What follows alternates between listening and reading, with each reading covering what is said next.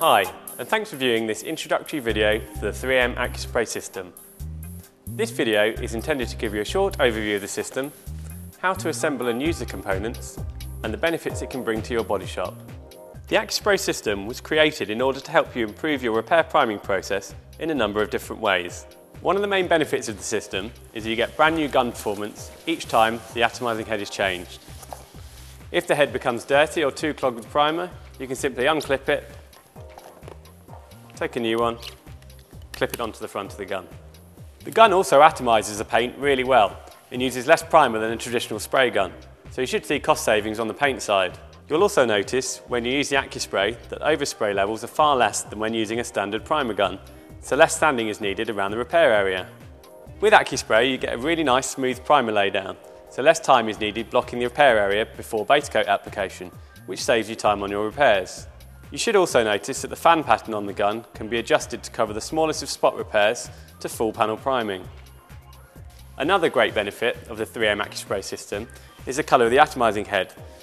This means you can tell straight away when the gun is clean, so you use far less gun wash fluid than when cleaning a normal primer gun, and I'll demonstrate this to you later in the video.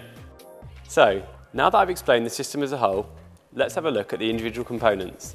With each gun, you get 3 atomizing heads and 1 dedicated regulator. The controls on the gun will be the same that you're used to. You have the fan adjustment on the top and the fluid control at the bottom.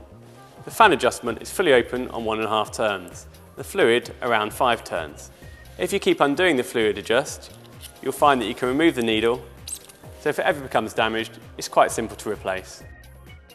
The atomizing heads are comprised of the hard plastic shell and a rubber seal around the area that connects to the gun. The size of the nozzle is a 1.8, which means this gun should only be used for spraying high build primer. Over time, the rubber seal may become worn, in which case you'll notice the gun start to flutter. If this happens, just change the nozzle for a new one. There's no hard and fast rules to how long a head will last, but we recommend changing it once a day to keep the gun performing at its best.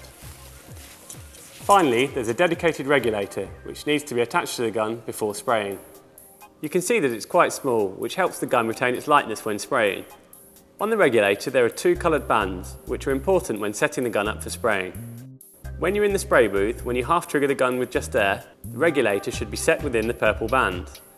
When you fully pull the trigger, it should be set to the top of the green band, which gives a pressure of 1.4 bar or 20 psi. Okay, so now let's assemble the system. To do this, simply line up the lugs on the head with the clips on the gun. Pull back the trigger and push the head into place. When it's correctly attached, you should hear a clicking sound.